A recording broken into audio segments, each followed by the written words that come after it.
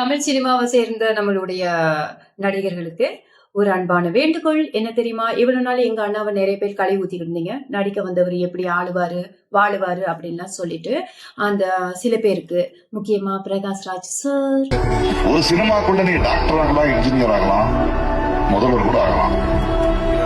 அரசியல் அப்படியே முதல்வர் ஆயிடியா நீ?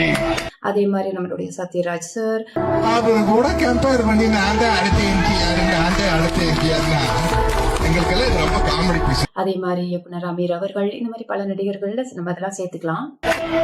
கூட்டமெல்லாம் குடும்பமாகிவிடாது, அது கலைந்து விடும். குடும்பம் 70 வருடமாக 75 வருடமாக கட்டி காத்த குடும்பம் இது. ஜெயிச்சதுக்கு அப்புறமா வருவீங்க, தம்பி ஜெயிச்சிருவாருன்னு எங்களுக்கு அப்பவே தெரியும் அப்படின்னு. இந்த விஜய தொட்டம்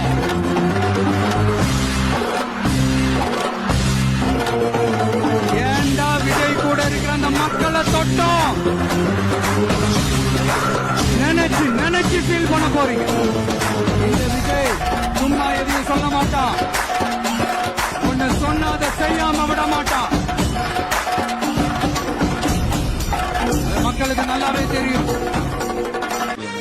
இந்திய மருத்துவக் கழகத்தின் தலைமை பொறுப்பை உணர்வுபூர்வமாக ஏற்றுக்கொள்கிறேன்.